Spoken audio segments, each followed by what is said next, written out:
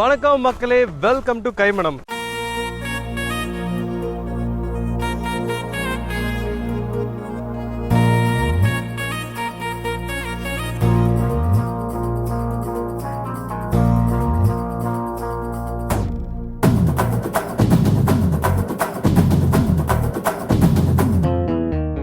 So ஃபைனலாக நம்ம full செட்டப்போட ready ஆகிடுச்சு. ரொம்ப சஸ்பென்ஸ் பண்ணாமல் என்ன டிஷ் செய்ய போகிறோன்றதை நான் உங்களுக்கு சொல்கிறேன். இன்றைக்கி பார்க்க போகிறது பார்த்திங்கன்னா மீன் பொளிச்சது, அது கூட மாங்காய் மண் சட்டி மீன் குழம்பு. அதுக்காக இந்த மீனை நாங்கள் சஸ்பென்ஸாக வச்சுருக்கிறோம். ஸோ இந்த ஃபிஷ் பாம்ஃப்ரெட் நம்ம தமிழில் வந்து வவ்வால் சொல்லுவாங்க. வெள்ளை வவ்வால், கருப்பு வவ்வால் இருக்கும். நான் எடுத்துருக்கிறது வெள்ளை வவ்வால். எஸ்பெஷலி வந்து மீன் பொளிச்சதுக்கு இந்த மீன் ரொம்பவே சூப்பராக இருக்கும். அவங்க கேரளாவில் பார்த்திங்கன்னா சிம்மின்னு சொல்லுவாங்க. அந்த மீனுக்கு சப்ஸ்டியூட்டுன்னு பார்த்திங்கன்னா இதுவாக தான் இருக்க முடியும். அதுக்கு மட்டும் இல்லை, ஆல்ரெடி கபாப்ஸ் மற்ற விஷயங்கள் எல்லாமே இதில் பண்ணால் ரொம்பவே சூப்பராக இருக்கும். ஸோ இதை வச்சு தான் நம்ம இந்த 2 டிஷ்ஷும் பண்ண போகிறோம். செய்ய ஆரம்பிச்சிக்கலாமா? ஸோ செய்கிறதுக்கு முன்னாடி ஃபிஷ் க்ளீன் பண்ணி தான் வச்சுருக்கேன், இன்னும் கட் பண்ணல. அது எப்படி கட் பண்ணுன்றதை உங்களுக்கு நான் சொல்கிறேன். ஃபஸ்ட்டு வந்து நம்ம மீன் பொளிச்சதுக்கு இந்த மாதிரி நீங்கள் நார்மலாக வந்து எந்த ஃபிஷ் மார்க்கெட்டில் நீங்கள் மீன் வாங்கினாலும் இந்த மாதிரி கட்டிங் உங்களுக்கு தெரியும். அதாவது தலை இல்லாமல் ப்ளஸ் இந்த வயிற்று பகுதியில் இருக்கக்கூடியதெல்லாம் க்ளீன் பண்ணி கொடுத்துருவாங்க. இதில் நம்ம மார்க் போட போகிறோம். மார்க்னால் அந்த மசாலா எல்லாம் உள்ளே போகிற அளவுக்கு நம்ம கோடு போடணும். ஸோ இதில் 2 விஷயம் இருக்குது. இப்படி போடாதீங்க, இப்படி போடாமல் இப்படி போட்டிங்கன்னா கரெக்டாக இருக்கும். ஏன் நான் அப்படி சொல்கிறேன்னா, மீனோட அந்த வயிறு பகுதிக்கு அந்தாண்ட தான் உங்களுக்கு சதை நிறைய இருக்கும். ஸோ இந்த இடத்துலேருந்து நீங்கள் மார்க் போட்டிங்கன்னா எண்டு வரைக்கும் போகும். அதேமாதிரி இந்த போனை நீங்கள் ஃபீல் பண்ணணும். இந்த மீனோட சென்டர் போன் இருக்கு இல்லையா, அதை நீங்கள் ஃபீல் பண்ணுற அளவுக்கு கட் பண்ணணும். அப்போ தான் உங்களுக்கு அந்த மசாலா மீனுக்குள்ளேயும் போய் நல்லா இறங்கும். ஓகே, இதை நீங்கள் பார்த்தீங்கன்னா இப்படி ஸ்ப்ரெட் பண்ணி பார்த்தீங்கன்னா இந்த மாதிரி இருக்கும். இந்த அளவுக்கு நம்ம டீப்பாக கட் பண்ணணும். ஸோ அதே தான் சேம் இங்கே பண்ண போகிறோம்.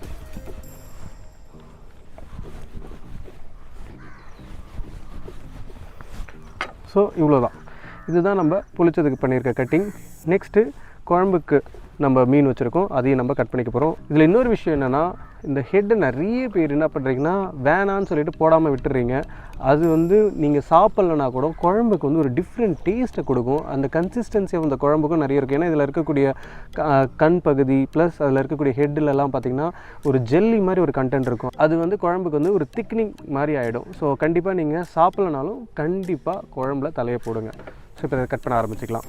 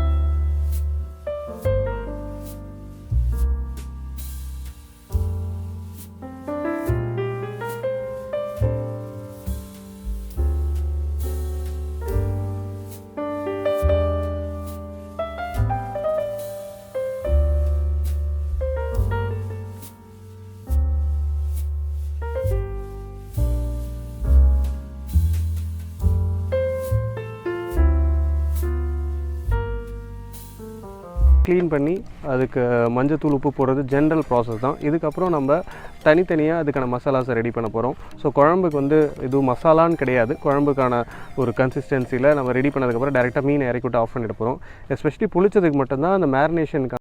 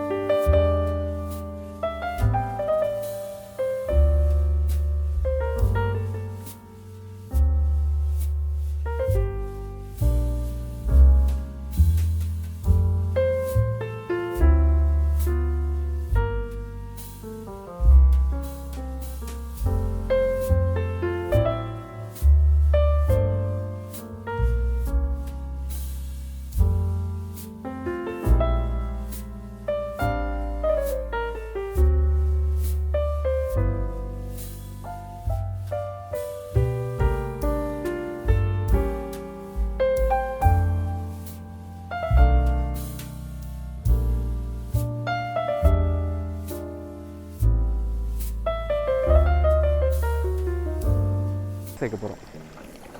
ஸோ வெங்காயத்தை ஃபைன் சாப்புன்னு சொல்லுவாங்க, அந்த மாதிரி சாப் பண்ணி வச்சுருக்கேன்.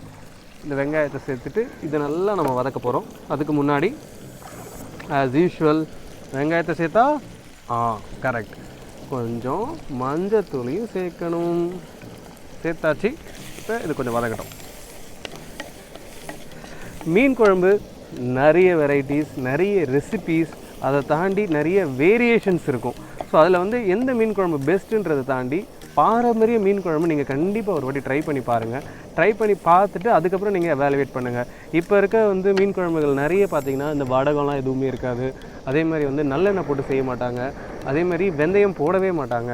அது வந்து ஒரு மசாலா மாதிரி ரெடி பண்ணிவிட்டு ஒரு ஃபேன்சியாக ஒரு திக்காக இருக்கும். ஆனால் வந்து திருப்தியாக இருக்குமான்னு தெரியல. So I'm not against that, but at the same time நம்ம ட்ரெடிஷ்னல் மீன் குழம்பு வச்சு நீங்கள் ட்ரை பண்ணி பார்த்தீங்கன்னா அந்த மீன் குழம்பு உங்களுக்கு பிடிக்காதுன்றது கண்டிப்பாக நம்ம சொல்ல முடியும். ஸோ அந்தளவுக்கு இதில் ஒரு டிஃப்ரெண்ட் ஃப்ளேவர்ஸ், அரோமாஸ், எஸ்பெஷலி அந்த வடகமும் அந்த எண்ணெயும் ஒரு மேஜிக் ஒன்று க்ரியேட் பண்ண பாருங்கள். அது வந்து மற்ற குழம்புலாம் கிடச்சிடாது. நீங்கள் அதேமாரி நிறைய கிரேவிஸ் பார்த்தீங்கன்னா, லைக் சவுத் இண்டியன் கிரேவிஸே பார்த்தீங்கன்னா நம்மள்கிட்ட மட்டும்தான் இவ்வளோ வேரியேஷன்ஸ் இருக்கும். இப்போ கோழி வறுத்த கறின்னு ஒன்று இருக்குன்னா, அந்த கோழி வறுத்த கறிக்கான மசாலா எல்லாத்தையுமே வறுத்து அரைச்சி போடுவோம். அதே மாதிரி மீன் குழம்புக்குன்னா அதுக்கு ஒரு ஹிஸ்ட்ரி இருக்குது. அதில் வந்து நம்ம வடகெல்லாம் சேர்க்குற மாதிரி ஒரு காலத்தில் புளியே சேர்க்க மாட்டாங்க. அதை பற்றி டீட்டெயில் அடுத்து உங்களுக்கு சொல்கிறேன். இப்போ வெங்காயம் நல்லா வதங்கிடுச்சு. நெக்ஸ்ட்டு இதுக்கு தேவையான தக்காளியை இதில் சேர்க்க போகிறோம். தக்காளி சேர்த்தாச்சு. இதுவும் நல்லா வதங்கணும். அதே மாதிரி தக்காளி சேர்த்தா எக்ஸாக்ட்லி உப்பை கண்டிப்பாக சேர்க்கணும். So it will make our cooking ஈஸின்ற மாதிரி கடன் சமைக்கிறதுக்கு இதெல்லாம் ஒரு சின்ன சின்ன tips and tricks. Okay, so நான் சொல்லிகிட்டே இருக்க பார்த்தா உங்ககிட்ட சொன்னேன் புளி இல்லாமல் மீன் குழம்பு வைப்பாங்கன்னு சொல்லிட்டு. ஸோ அது என்னன்னு பார்த்தீங்கன்னா, முன்னாடிலாம் வந்து நம்ம வீட்டில் ஒரு வழக்கம் இருக்கும். அது என்னென்னா, நம்ம சாதத்தை வடிக்க பார்த்து அந்த வடி தண்ணியை எடுத்து வேஸ்ட் பண்ணவே மாட்டோம். அதை வந்து ஒரு பானையில் ஊற்றி வைப்போம். அது என்ன பண்ணுவோன்னா, நம்ம வீட்டில் இருக்கக்கூடிய மாடுக்கு இல்லை ஆடுக்கு இதுக்கு எல்லாமே வந்து தண்ணி வைக்க பார்த்து அதை சேர்த்து வைப்போம். ஆனால் அதை வந்து இன்னொரு வேர்ஷனில் யூஸ் பண்ணியிருப்பாங்க. நிறைய பேர் அதை கேள்விப்பட்டிருக்க மாட்டீங்க. அதை வந்து ஒரு சின்ன பாத்திரத்தில் ஸ்டோர் பண்ணிக்கிட்டே வருவாங்க. அது ஒரு 2-3 நாள் கழித்து அது வந்து புளிக்க ஆரம்பிச்சிடும். புளிக்க ஆரம்பித்த உடனே அதில் மேலே இருக்க தண்ணி எடுத்துகிட்டு கீழே இருக்க தண்ணி, அதாவது இந்த கீழே இருக்க தண்ணி எதுக்கு நான் மீன் பண்ணி சொல்கிறேன்னா, அந்த சாதத்தில் வந்து வடிக்க பார்த்து இந்த கீழே இருக்க தண்ணி கொஞ்சம் திக்காக இருக்கும்.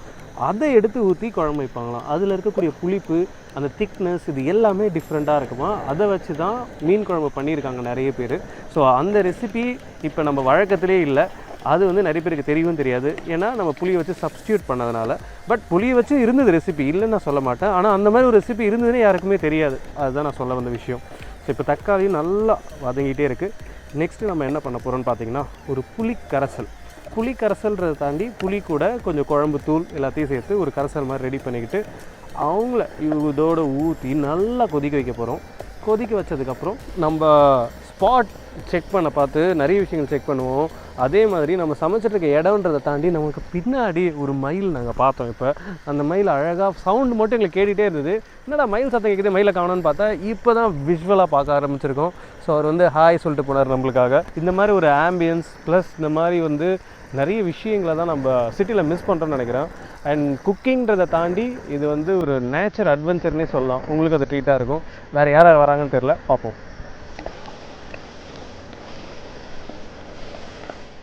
நம்ம மயிலெல்லாம் பார்த்துக்கிட்டு இருந்த ஒரு பரவசத்தில் ஒரு முக்கியமான விஷயத்தை பண்ணாமல் விட்டுட்டோம். என்னென்னு பார்த்தீங்கன்னா, சின்ன வெங்காயம் சேர்க்க பார்த்து நம்ம பூண்டை சேர்க்காமல் விட்டுட்டோம். இந்த ஸ்டேஜில் நான் அதை சேர்த்துக்கிறேன். நீங்கள் நார்மலாக வந்து எப்போ சின்ன வெங்காயம் சேர்க்குறீங்களோ அதே ஸ்டேஜில் பூண்டை ஆட் பண்ணிக்கோங்க. நெக்ஸ்ட்டு என்ன பண்ண போகிறோன்னு பார்த்தீங்கன்னா, இதுக்கு தேவையான மாங்காய் ஆல்ரெடி நான் கட் பண்ணி வச்சுருக்கேன். ஸோ நான் எடுத்துக்கிறது ஒட்டு மாங்காய். நீல மாங்காய் இருந்தால் புளிப்பு ஜாஸ்தியாக இருக்கும். நீங்கள் அதுக்கு தகுந்த மாதிரி புளியை அட்ஜஸ்ட் பண்ணிக்கணும்.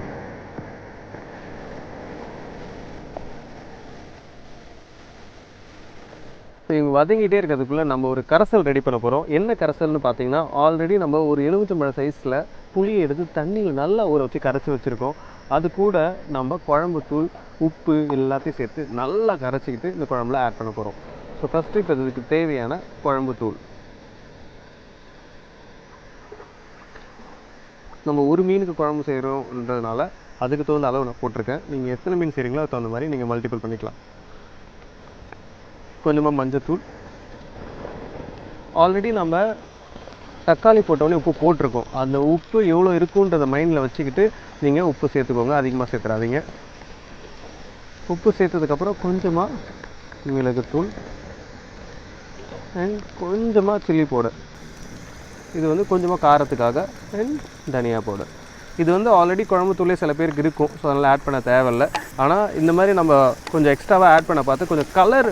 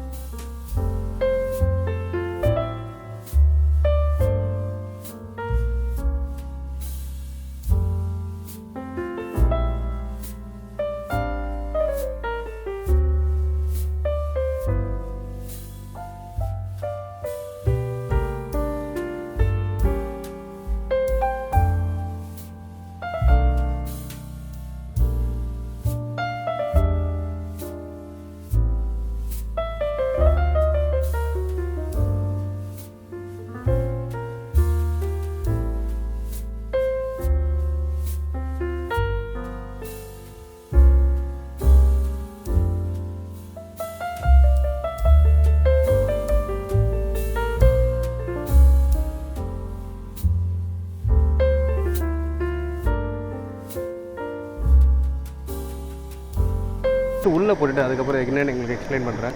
நார்மலாக மீன் வாங்க பார்த்து ஒரு மீனில் செனை இருக்கும். ஸோ வீட்டில் ஒரு 4-5 பேர் இருக்குன்னா அந்த செனை யாருக்கு கிடைக்குதுன்றது தான் விஷயம். குழம்பு கொதிச்சு முடியறதுக்குள்ளே முதல்ல அந்த செனையை எடுத்து சாப்பிட்றோம் நானாக தான் இருப்பேன். அந்த அளவுக்கு எனக்கு செனைனா ரொம்ப பிடிக்கும். செனை என்னென்னு தெரியாதவங்க மீனோட முட்டை தான் அது. நார்மலாக வந்து கட் பண்ண பார்த்து நம்மளுக்கு கிடைக்கும் இல்லையா, அது எஸ்பெஷலி இதை இன்னும் வறுத்து சாப்பிட்றேன். சின்ன சனியாக இருக்கிறதுனால நான் குழம்புல போட்டேன். இன்கேஸ் பெரிய மீன் வாங்கி பெரிய சனியாக இருந்ததுன்னா அப்படியே ஸ்லைஸ் பண்ணி வறுத்து சாப்பிட்டிங்கன்னு வச்சுக்கோங்களேன், அப்படி இருக்கும். இப்போ இந்த ஸ்டேஜில் நம்ம இதை ஆஃப் பண்ணிடுறோம். ஏன்னா ரொம்ப கொதிச்சதுன்னா மீன் வந்து கரையிறதுக்கு நிறைய சான்சஸ் இருக்குது. அதே மாதிரி நீங்கள் ஆஃப் பண்ணதுக்கப்புறம் யூஸ் பண்ணிங்களா இந்த ஸ்பேச்சுலா இல்லை கரண்டி எதுவாக இருந்தாலும் சைடில் எடுத்து வச்சிடணும். டிஸ்டர்பே பண்ணக்கூடாது. இவர் அப்படியே எடுத்து எவ்வளோ நேரம் வைக்கணும் தெரியுமா? ஒரு அப்ராக்சிமேட்டாக சொல்லுங்கள். மினிமம் 1 hour, இல்லை முடிஞ்சால் 2 hour. அப்படி இல்லைன்னா நீங்கள் செஞ்சுட்டு ஒரு 3 மணி நேரம் எடுத்து வச்சிட்டிங்கன்னா இன்னும் சூப்பராக இருக்கும். இல்லை நாளைக்கு சாப்பிட்டிங்கன்னா வேறு மாதிரி இருக்கும். ஸோ இதுதான் மீன் குழம்போட ஒரு பியூட்டினே சொல்லலாம். எஸ்பெஷலி புளி போட்ட எந்த குழம்பாக இருந்தாலுமே நீங்கள் ரொம்ப நேரம் விட்டு சாப்பிட்டிங்கன்னா அதுக்கான டேஸ்ட் டபுளாகவே தான் இருக்கும்.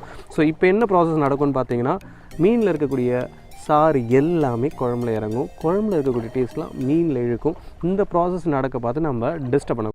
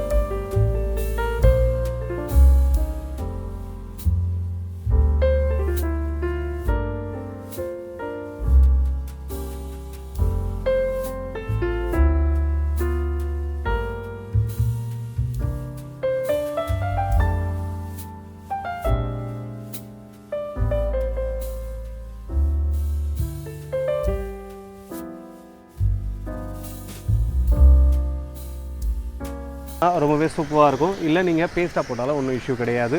ஏன்னா நம்ம தொக்கு மாதிரி தான் ரெடி பண்ண போகிறோன்றதுனால நான் இதில் இஞ்சி பூண்டு பேஸ்ட்டை ஆட் பண்ணுறேன். ஆட் பண்ணதுக்கப்புறம் நல்லா இது வதங்கினதுக்கப்புறம் நம்ம இதுக்கு தேவையான மசாலாஸ்லாம் போட்டுட்டு ஃபைனலாக தேங்காய் பேஸ்ட்டை போட்டு ரெடி பண்ணிட்டோன்னா தொக்கு ரெடி ஆகிடும். அதுக்கப்புறம் நம்ம வச்சுருந்த மீனை நம்ம முன்னாடியே சொன்ன மாதிரி வறுத்து எடுத்துகிட்டு பேக் பண்ணிக்கலாம். இப்போ இது தேவையான மசாலா ஆட் பண்ண போகிறோம். கொஞ்சமாக சில்லி பவுடர், கொஞ்சம் மல்லித்தூள்,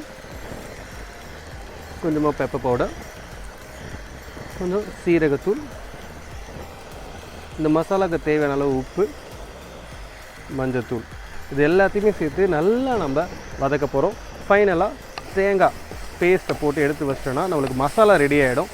அதுக்கப்புறம் நம்ம அதை போட்டு பேக் பண்ணிக்கலாம். இதுவும் உங்களுக்கு 2-3 வேரியேஷன் பண்ணுவாங்க. எப்படி பண்ணுவாங்கன்னு கேட்டிங்கன்னா, சில பேர் வந்து தேங்காய் நல்லா வதக்கிட்டு அதுக்கப்புறம் அதை பேஸ்ட் அரைச்சி அதை இன்னும் வைப்பாங்க. அப்படி இல்லை சில பேர் வந்து என்ன பண்ணுவாங்கன்னா தேங்காய் பாலாக யூஸ் பண்ணுவாங்க இந்த ஸ்டேஜில் யூஸ் பண்ணுற டைமிங்கில். சில பேர் தேங்காய் போடாமலும் பண்ணுவாங்க. ஸோ அது டிஃப்ரெண்ட் ரெசிபி நான் கற்றுக்கினதில் அண்ட் கொஞ்சம் வந்து டேஸ்ட் வைஸும் சொல்லலாம். இது கொஞ்சமே பெட்டராக இருந்தது. அதனால் இந்த வெர்ஷன் நான் ஃபாலோ பண்ணுவேன். ஸோ பட் இன்கேஸ் உங்களுக்கு அந்த மாதிரி டெரிவேஷன்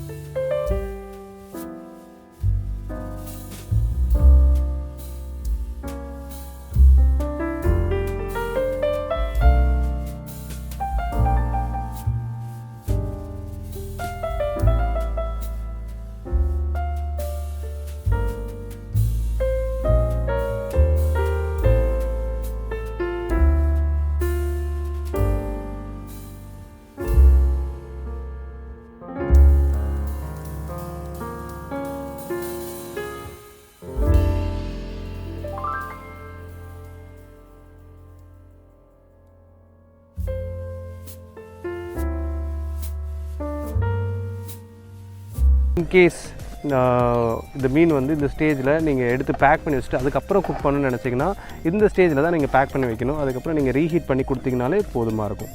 ஸோ இதை நம்ம ரொட்டேட் பண்ணி பேக் பண்ண போகிறோம். ஸோ இது வந்து மெயினாக அந்த ப்ராசஸோட விஷயம் என்னென்னு பார்த்தீங்கன்னா, அந்த மசாலா வந்து மீனோட நல்லா மிக்ஸ் ஆகி ஒரு டிஃப்ரெண்ட் டெக்ஸ்சரில் இருக்கும். அது மட்டும் இல்லாமல் இந்த பனானா லீஃபுக்குன்னு ஒரு ஃப்ளேவர் இருக்குது. அந்த ஃப்ளேவர்லாம் ஃபிஷ்ஷில் இறங்கி சாப்பிட பார்த்தே நம்ம ஒரு ஆத்தென்டிக் டேஸ்ட்டாக அது கொடுக்கணும்னு வச்சுக்கோங்களேன். ஸோ இப்போ ஒரு சைடு கிரில் ஆகிடுச்சு, இன்னொரு சைடு அதை நம்ம திருப்பி போட்டுக்கலாம்.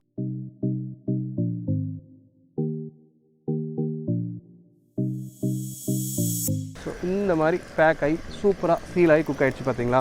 சைட்ஸ் எல்லாமே நீங்கள் ப்ராப்பராக பேக் பண்ணி குக் பண்ணி எடுத்து வைக்கிறீங்கன்னா அந்த மாதிரி பண்ணலாம். நம்ம இப்பயே குக் பண்ணி இப்படியே சாப்பிட போகிறோன்றதுனால எனக்கு தேவை அந்த டெக்ஸ்சர்ஸ் மட்டும்தான். ஸோ 2 சைடு சீல் பண்ணியாச்சு, 2 சைடு குக் பண்ணியாச்சு. Fish already cook, masala already cook, அதனால் ரொம்ப நேரம் குக் பண்ணுற அவசியம் இல்லை. இந்த இலை அதோட மர்ஜ் ஆகி குக் ஆனால் மட்டும் போதும் அந்த ஃப்ளேவருக்காக.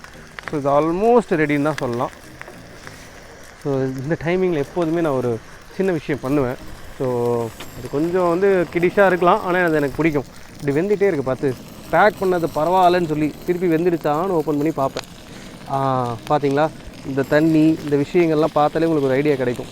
ஸோ இதுதான் அந்த மசாலாவோட மீன். வாவ், செம்மையாக குக் ஆகிட்டுருக்கு. ஸோ இப்போ இதை நம்ம திருப்பி பேக் பண்ணி இந்த சைடை ரொட்டேட் பண்ணிட்டோன்னா நம்ம ஃபிஷ் ரெடி ஆகிடும். வாவ், பார்த்தீங்களா, இலை வந்து ஒரு நல்ல ஒரு கோல்டன் ப்ரௌன் கலரில் ஆகிடுச்சு பார்த்தீங்களா. இந்த ஸ்டேஜில் ஆஃப் பண்ணிவிட்டு ஃபிஷ்ஷை எடுக்கக்கூடாது. ஏன்னா இந்த தவாவில் இருக்கக்கூடிய ஹீட்டில் இது இன்னும் கொஞ்சம் நேரம் குக் ஆகிட்டே இருக்குது. பார்த்து இந்த ஃப்ளேவர்ஸ் இன்னுமே நல்லா இறங்கும். ஸோ அதனால் நான் ஆஃப் பண்ணிடுறேன். பட் ஆனால் ஃபிஷ்ஷை எடுக்க போகிறதில்ல. இது வந்து ப்ராப்பராக சீலாகி குக் ஆகிட்ருக்கு. நீங்கள் 2 விஷயம் இதில் ஞாபகம் வச்சுக்கணும். எப்போதுமே வந்து மீன் புளிச்சது செய்ய பார்த்து அந்த மசாலா அந்த ஃபிஷ் ரெண்டுமே குக் ஆகிடுச்சு. அதனால் நீங்கள் லாஸ்ட் டைம் குக் பண்ண பார்த்து ரொம்ப நேரம் குக் பண்ணுற அவசியம் கிடையாது. ப்ளஸ் நிறைய பேர் என்ன பண்ணுவாங்கன்னா தண்ணி ஊற்றுவாங்க. தண்ணி ஊற்ற பார்த்து என்ன ஆகுனா இந்த மசாலா வந்து உங்களுக்கு டைல்யூட்டட். அவங்க நினைக்கிறது என்னென்னா நம்ம தண்ணி ஊற்றோம்னா அது இன்னும் கொஞ்சம் சாஃப்ட்டாக இருக்கும், ஃப்ரெஷ்ஷாக இருக்கும்ன்ற மாதிரி நினைப்பாங்க. அப்படி கிடையாது. ஏன்னா நம்ம சேர்த்துருக்கிறது எல்லாமே வெட் இன்க்ரீடியன்ட் தான். தக்காளி எல்லாமே வெட் இன்க்ரீடியன்ட் தான். ஸோ அதில் நீங்கள் தண்ணி சேர்க்காமல் அப்படியே ட்ரையாக குக் பண்ணிங்கனாலே பர்ஃபெக்டாக தான் இருக்கும். அண்ட் 3வது மிகப்பெரிய விஷயம், இது இலையை எடுத்துகிட்டு சர்வ் பண்ணாதீங்க. இது இலையோடு சர்வ் பண்ணுற டிஷ் தான். அவங்களே அதை பிரித்து சாப்பிட்றது ஒரு எக்ஸ்பீரியன்ஸை தாண்டி ஒரு ஃப்ளேவராகவும் இருக்கும். அண்ட் அந்த மீன் குழம்பு கூட இந்த மாதிரி ஒரு புளிச்சது வச்சு சாப்பிட்டோன்னா அட்டகாசமாக இருக்கும். கண்டிப்பாக ட்ரை பண்ணி பாருங்கள். இதேமாரி சூப்பர்